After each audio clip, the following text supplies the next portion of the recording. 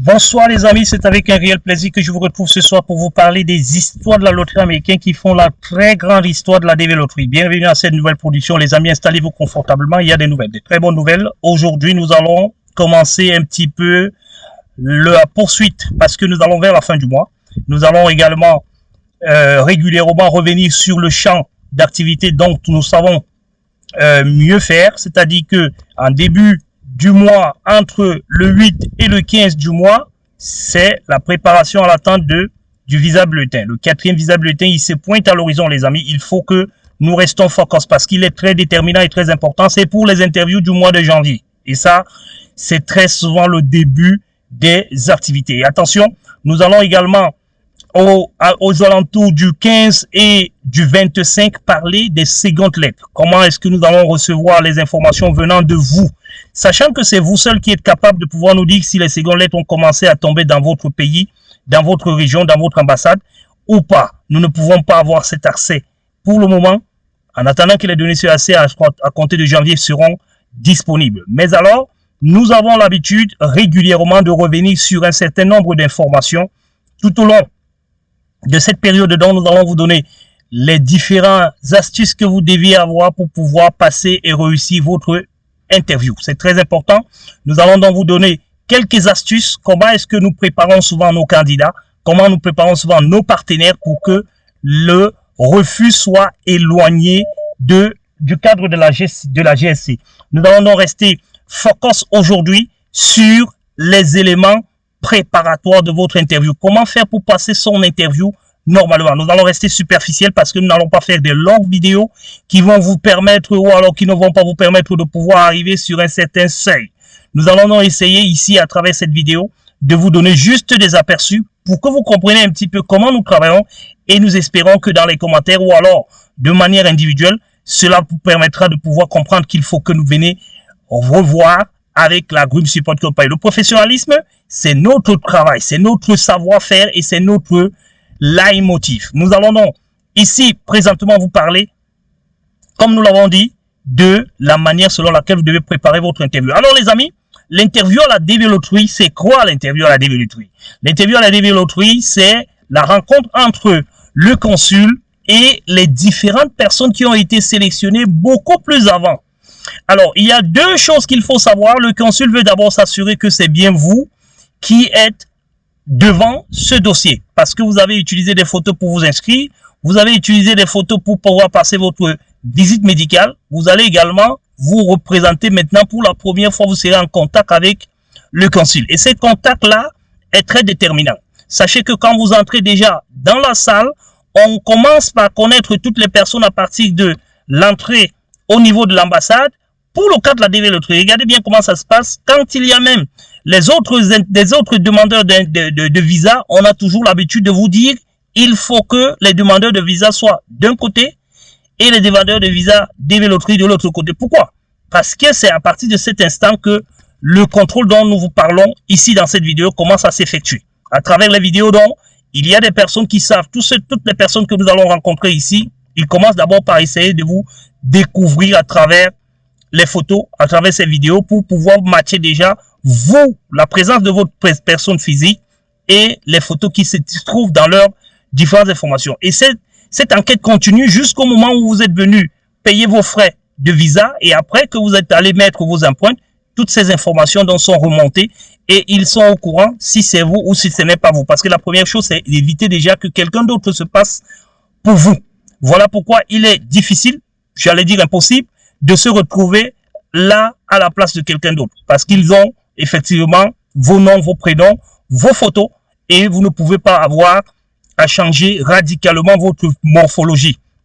Cela donc empêchera naturellement à ce que vous puissiez vous faire. Voilà donc le premier contrôle qui est fait. Dès que ce contrôle est fait, le dossier est validé, vous pouvez normalement passer voir le consul et le consul maintenant s'en va regarder. Alors comment est-ce que vous devez faire pour préparer votre interview? Sachez que lorsque vous avez reçu votre seconde lettre, la première chose qu'il faut faire, nous vous le disons et nous le disons assez, rentrer en contact avec la clinique. Ça, c'est la première chose. N'attendez pas quoi que ce soit, rentrer directement en contact avec la clinique pour pouvoir bloquer votre rendez-vous. Certaines cliniques travaillent très bien et très rapidement et qui ne vous empêchent pas de pouvoir le faire 2 ou 3 jours, 4 jours. Mais quand on dit rapidement, ce n'est pas instantanément, c'est qu'il faut prendre du temps pour pouvoir le faire. Assurez-vous déjà que vous avez arrêté votre date, vous avez déjà tous les éléments nécessaires pour pouvoir passer votre visite médicale et appelez la clinique pour pouvoir fixer ces rendez-vous. Il faut que vous soyez professionnel. Vous envoyez aussi un mail à la clinique pour pouvoir avoir également une preuve matérielle de cela. Faites attention les amis, d'autres personnes vont vous dire que nous n'avons pas eu besoin d'envoyer un mail à la clinique, mais sachez que si ça bloque quelque part, le mail peut vous sauver. Il faut être professionnel parce que ici, vous venez au niveau d'un pays où tout se passe presque tout se passe de façon numérique. Il faut donc avoir déjà l'habitude de vous préparer à être présent numériquement auprès de l'ambassade. Voilà donc les informations que nous vous conseillons de pouvoir faire.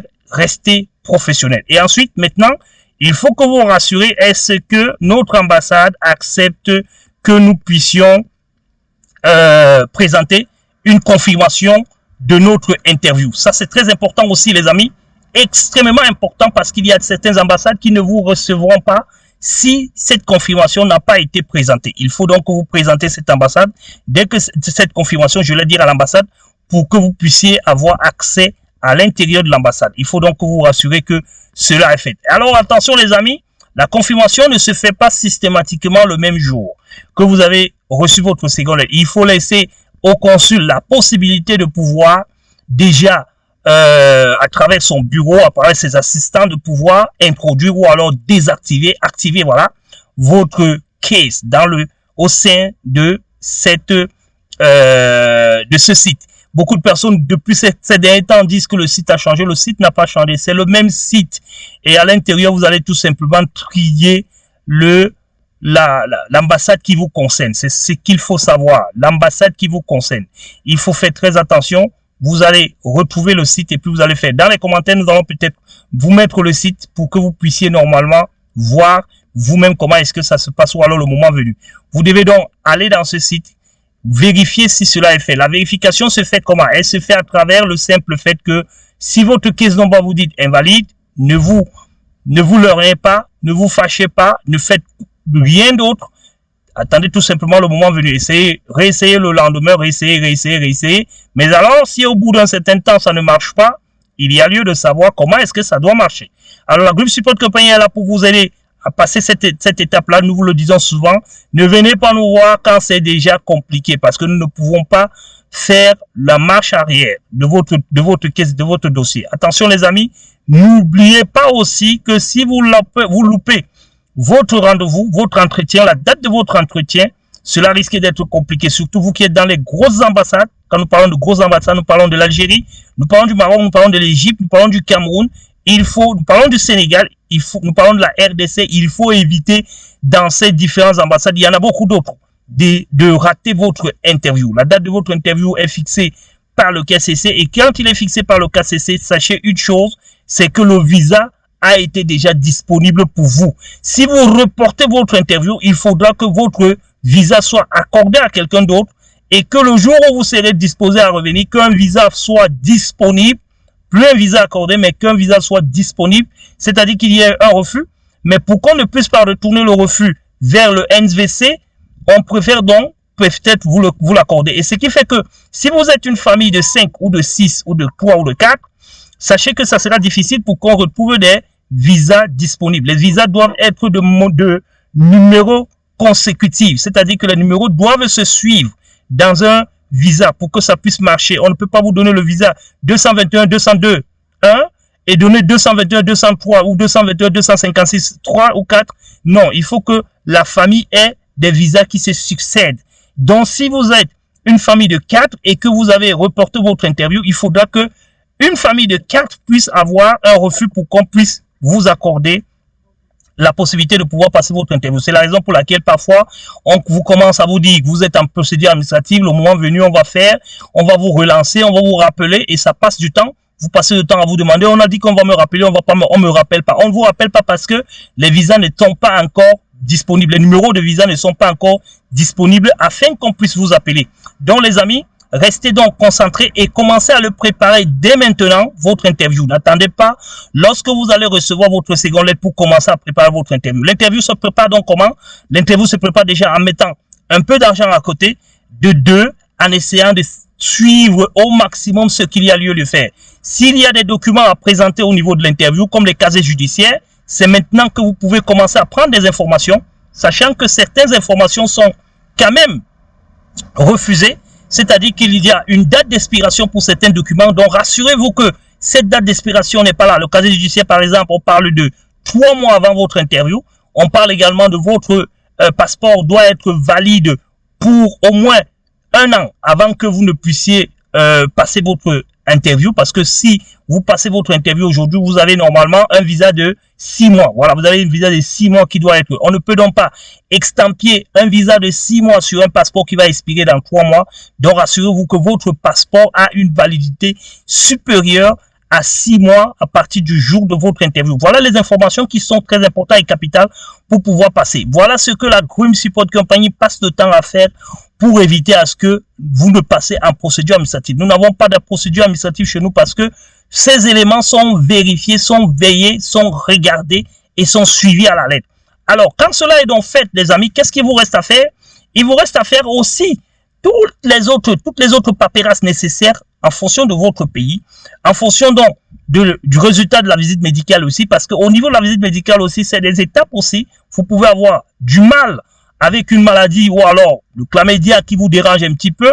Le docteur estimera qu'avant d'envoyer vos informations, il faudra quand même que vous preniez un comprimé pour que ça puisse diminuer votre taux de chlamydia. Attention les amis, cela ne devait pas également vous faire peur. C'est un exemple que je prends parmi tant d'autres. Il y a donc beaucoup d'éléments qui rentrent en compte pour pouvoir avoir votre visa. Ne vous dites jamais, je suis entré dans l'ambassade, j'ai fait 5 minutes, j'ai même fait moins de 5 minutes, on m'a donné mon visa. Oui, on l'a donné parce que l'étude a commencé à partir du moment où vous avez passé votre DS-260. On a commencé à sculpter qui vous êtes, comment vous vous comportez et on a reçu votre seconde lettre, on a continué à inspecter qui vous êtes, comment vous êtes. Et là, c'est naturel, il n'y a pas de problème, tout colle, il n'y a pas d'indice qui permettent à ce qu'on remet votre case en cause. Qu'est-ce qui se passe? Vous entrez dans l'ambassade et le consul vous regarde et vous dit bonjour, bonjour, comment vous allez? Je vous donne le visa. Ne vous dites pas tout simplement que non, il l'a fait. Il l'a fait comme ça parce que votre dossier n'a aucun problème. Ni au niveau informatique, ni au niveau judiciaire, ni au niveau social. Tout est bon à votre niveau. Vous avez une profession qui n'est pas interdite ou alors qui n'est pas exclue au sein de votre pays, j'allais dire, voilà. Il faut que prendre très attention et faire très attention à cela. C'est pour ça que nous vous disons, venez à la Grim Support Company parce que nous, notre métier consiste à faire quoi? À vérifier tout cela pour vous.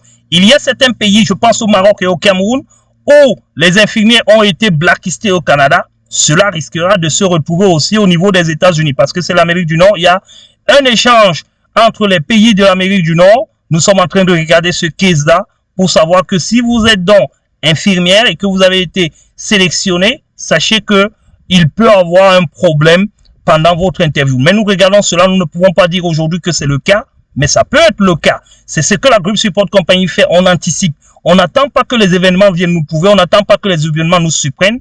On anticipe pour essayer d'être sûr et pour voir dans quelle mesure, quels sont les éléments que nous pouvons apporter. Qu'est-ce qu'on peut faire de plus pour éviter le PA ou alors pour éviter un certain nombre de choses. C'est comme les militaires.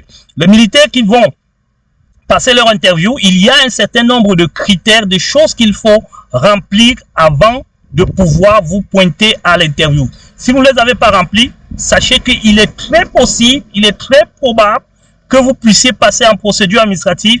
Il y a ceux qui gèrent des organismes à but non lucratif, voilà, les organismes gouvernemental. Il faut savoir que le gouvernement a signé, certains gouvernements ont signé des accords de partenariat international avec d'autres pays et les États-Unis vont éviter de faire en sorte que ces personnes qui travaillent dans ces institutions puissent être délogées ou alors puissent abandonner un certain seuil. Bref, il y a un panoplie de choses qu'il faut savoir. Nous ne pouvons pas tout dire ici à l'intérieur. Alors, il faut être donc professionnel. Un professionnel, c'est quelqu'un qui va s'habiller le jour de son interview comme son métier le dit. Parce que vous ne pouvez pas être menuisier et vous habiller comme un docteur.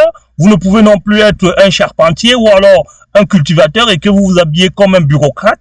Il faut donc essayer d'être professionnel dans ce sens-là. Surtout ceux qui passent par le biais de la profession, du professionnalisme. Il faut que vous ayez ce qu'ils appellent ici de body language. Le body language, c'est le le langage corporel. Le langage corporel également compte. Les Américains sont très flattés par ce genre de comportement. Et à la Group Support Company, nous sommes là pour vous donner ces éléments qui vous permettront de pouvoir, haut la main, prendre votre visa et partir. Voilà donc les informations, les amis, que vous devez savoir. 1. Vous devez être professionnel. Le professionnalisme, au niveau du classement de vos documents, il faut être professionnel au niveau de votre habillement, il faut être professionnel au niveau de la présentation de vos documents, il faut être professionnel également au niveau de la réponse à laquelle vous répondez, aux réponses que vous apportez aux questions qui vous ont été posées. Il faut anticiper, savoir pour quelle raison on pourra me poser cette question dans mon dossier, quelle est la question sur laquelle je dois le plus m'attendre, quel est le temps sur lequel mon interview pourra mieux s'orienter. Comme ça, quand ils introduisent une première question dans ce sens-là, votre réponse puisse être catégorique et puisse être bien agencée. Et la Group Support Company, on vous prépare par rapport à tout cela. Et à cela, il faut être partenaire pour pouvoir en bénéficier parce que nous ne pouvons pas répondre à ces 500 personnes qui viennent nous poser des questions chaque année par rapport à cela, mais nous trions tout simplement les 3, 4, 5 ou 10 qui viennent signer le partenariat avec nous, nous les accompagnons et nous leur donnons les éléments nécessaires qu'il faut. Ceux qui viennent et qui guettent la situation avec la Group Support Company et qui s'en vont sans pour autant crier garde, sachez que les amis, vous avez tout le droit de le faire, mais sachez également que ça ne vous avantage pas, ça ne vous honore pas. Et ceux qui passent le temps également à prendre des connaissances auprès du voisin, auprès de la voisine, auprès de ceux qui sont passés dans les forums, dans les groupes, sachez également que ça peut mal tourner. Et si ça tourne mal, ils sont nombreux aujourd'hui qui ne sont qu'en train de ne pas lire même les commentaires dans les groupes, tout simplement parce que ils ont été recalés à la dernière minute pendant que d'autres sont aux États-Unis en train de les envoyer les photos. Comment est-ce qu'ils sont devenus beaux? Le teint a changé, la mine a changé, l'environnement a changé. Mais alors, il faut faire attention. Be careful, les amis. Nous vous donnons ces conseils pas pour vous décourager, mais pour vous encourager plutôt et pour vous donner les éléments nécessaires qui vont peut-être vous apporter, vous entraîner vers le succès. Le succès qui voudrait donc que vous venez ici et que vous arrivez à répondre favorablement aux demandes, aux besoins qui vous ont été confiés. Les amis, restez dans ce côté. Nous allons vous dire bonne soirée, s'il plaît à Dieu. D'ici là, portez-vous bien. Bye bye.